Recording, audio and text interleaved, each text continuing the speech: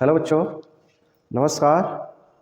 हम लोग ट्रायंगल देख रहे थे और ट्रायंगल में हम जो है क्वेश्चन कर रहे थे ट्रायंगल का कि हम बीपीटी थ्योरम का कैसे हम अप्लाई करते हैं। ठीक, चलिए पहले हम आपको एक क्वेश्चन कराते हैं, तब उसके बाद थ्योरम में कराते हैं। बहुत ही आसान क्वेश्चन है, पीपीटी थ्योरम पे है।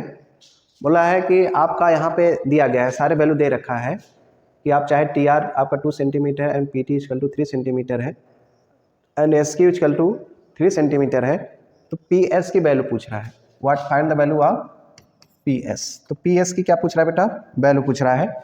आपको कैसे फाइंड करना है ठीक है, ये आपको फाइंड आउट करना है। सारे वैल्यू दे रखे हैं और इसमें ये भी दे रखा है कि एस टी इक्वल टू क्या है, एस टी पैरेलल है किसके, क्यू आर के। जब कभी भी किसी भी ट्रायंगल में आप पैरेलल देखिए तो पैरेलल होगा तो बीपीटी थ्योरम क्या बोलता है कि उन साइडों का प्रोपोर्शनल भी होगा, वो सेम रेशियो में होंगे। ठीक, तो हम सेम रेशियो लगा देते हैं। यहाँ सोल्यूशन में लिखेंगे solution in triangle P Q are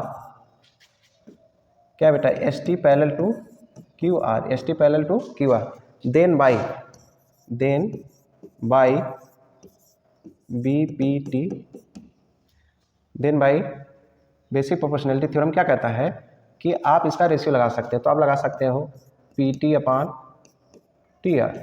ठीक है, ये P T upon T R. अब ऐसे इधर भी जाइए, पी एस अपान Q S Q, P S अपान क्या लिख सकते हैं, एस क्यू, पी एस अपान क्या लिख सकते हैं, एस क्यू। अब पी टी कितना है इसमें देखिए, पी टी आपका 3 सेंटीमीटर है और टी आर कितना है, 2 सेंटीमीटर है। पी एस कितना है, एक्स है, और वो कितना है बेटा, एस क्यू 3 है। सॉल्व कर लेते हैं तो 3 का 3 मल्टीप्लाई होगा तो क्या हो जाएगा, या ऐसे कर सकते हैं 2x बराबर 9, 2x बराबर 9, तो x इक्वल टू 9/2, या इसी को x इक्वल टू 4.5 सेंटीमीटर, ये लिख सकते हैं। बहुत सिंपल सा सवाल था। ठीक है, बहुत ही सिंपल होता है। बस आपको देखिए, ज्योमेट्री आप जब भी पढ़ें, जब कोई नाम लिया जाता है, जैसे हमने पीटी बोल दिया, तो आप हवा में मत सोचिए, जो फिगर दिया गया उस पीटी पे आप चलिए, वहाँ से वहाँ तक आपकी नज़र जानी चाहिए। पीटी, हाँ भैया पीटी हो गया। अगर टी आर बोल दिए तो यहाँ से आता, तब आपको ज्योमेट्री बहुत ही अच्छा लगेगा। ज्योमेट्री में क्या खास बात होती है, आपको विजुअल फॉर्म में दिखता है। बाकी हमारे अलजेब्रा जो है विजुअल फॉर्म में ज़्यादातर नहीं दिखते हैं, वो कैलकुलेशन फॉर्म में ज़्यादा दिखते हैं, लेकिन इसको विजुलाइज आप कर सकते हैं। बहुत ही सिंपल होता है, बस जो कॉन्सेप्ट है वही पढ़ना है हमको, उसके बाद उसमें देखना है कि वो कॉन्सेप्ट इसमें है कि नहीं, अप्लाई कर सकते हैं, वो लक्षण दिख रहे हैं कि नहीं। ठीक, चलिए आई होप ये क्वेश्चन आप लोग को समझ में आ गया होगा। नेक्स्ट चलते हैं, हम थ्योरम करते हैं। थ्योरम या चाहे क्वेश्चन जो भी समझ लीजिए, बट आप इसको थ्योरम मेंशन करिएगा।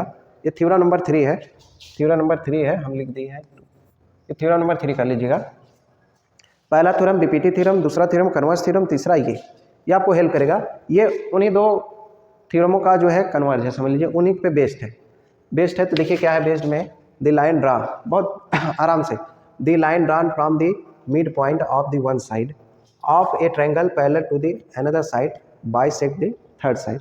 कुछ इसमें कह नहीं रहा है, देखिए बहुत सिंपल सी बात कह रहा है एक ट्रायंगल में, ठीक है, एक साइड के a line drawn from the mid point of one side, एक साइड के एक पॉइंट से हम क्या काम कर रहे हैं, मिड पॉइंट से क्या कर रहे हैं, एक लाइन ड्रा कर रहे हैं। तो भाग रहा है, डर के मारे भाग रहा है। यहाँ से हम क्या कर रहे हैं, एक लाइन ड्रा कर रहे हैं, ठीक है, किसी लाइन के ये पैरेलल खींच रहे हैं, एक ही के मिड पॉइंट, इसके मिड पॉइंट पे नहीं बोला है, इस लाइन के मिड पॉइंट से एक लाइन ड्रा किया जा रहा है, और इस लाइन के बारे में बता रहा है, ये जो डी लाइन है इस बारे में बता रहा है कि ये जो लाइन है वो बी सी क्या है, पैरेलल है, वो क्या है, इस लाइन के क्या है, पैरेलल है। तो बोला है धीरे धीरे जब यहाँ से ये चलता है, जाएगा, तो इसको भी क्या करेगा, बाइसेक्ट करेगा, इस थर्ड साइड को। इस एक लाइन ये हो गया इसके मिड पॉइंट से, और दूसरी लाइन क्या हो गया, ये इसके पैरेलल जा रहा है, और ये क्या कर रहा है, तीसरी जो लाइन बचती है, तीसरी जो साइड बचती है उसको भी क्या करेगा, बाइसेक्ट करेगा। बाइसेक्ट मतलब आधा आधा बांटेगा, यही हमको प्रूव करना है। देखिए गिवन में क्या है, in triangle A B C A D बराबर डी बी। क्यों ए डी बराबर डी बी, क्योंकि ये मिड पॉइंट है, जितना इधर होगा उतना इधर होगा। And D E parallel to B C, D E क्या है बोला है, यहाँ पे पैरेलल भी बोला है, ठीक है, तो पैरेलल बोला है तो D E parallel to B C. चलिए ये इतना हमको दे रखा है, प्रूफ क्या करना है कि आप दिखाइए कि जितना इधर है उतना इधर है, ठीक है, ए ई बराबर ई सी, कोई दिक्कत नहीं। हम जानते हैं बाय पीपीटी थ्योरम ऐसे लिखेंगे इन ट्रायंगल ए बी सी बेटा ये क्या है, D E parallel to B C, then by, ऐसे लिख देंगे then by B P T theorem. अब बोले भैया पैरेलल होगा तो रेशियो लगेगा ही, ए डी अपान क्या हो जाएगा, ए डी अपान क्या हो जाएगा, डी बी, ठीक है, और ए ई अपान क्या हो जाएगा, ई सी हो जाएगा।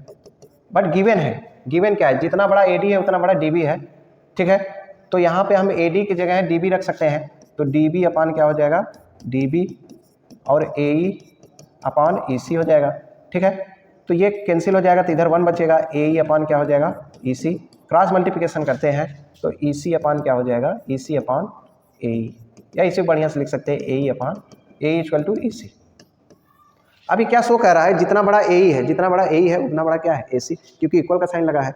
तो जब ये कह रहा है कि जब भैया ये दोनों बराबर हैं और इक्वल तभी होंगे जब ये मिड पॉइंट पे होगा ना, कोई आदमी यहाँ खड़ा होगा तभी तो, बीच में खड़ा होगा तभी तो, जितना बड़ा ये उतना बड़ा ये तभी तो होगा, कॉमन सेंस वाली बात है भाई। कोई आदमी है ये बीच में, मान लीजिए ये अपना घर है, ये नानी घर है, ये ससुराल है।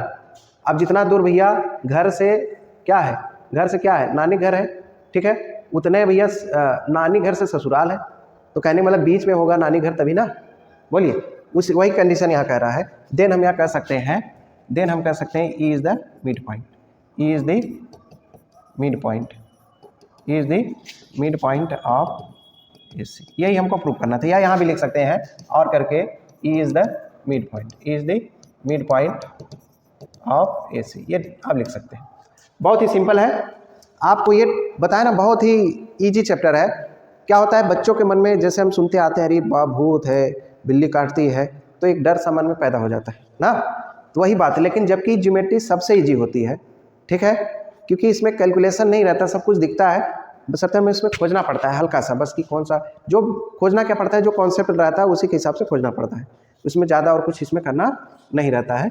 बहुत ही सिंपल है, एक बार आप लोग यह पढ़ लेंगे, इसको रिवाइज कर लेंगे तो आपको एकदम मक्खन की तरह लगेगा, आपको कोई दिक्कत नहीं होगी। हाँ, आपकी मेहनत में कमी होगी तब आपको हार्ड लगेगा, अगर आप में मेहनत कर रहे हैं तो आपको एकदम ईजी लगेगा, ये मेरा वादा है, ठीक है। Thank you.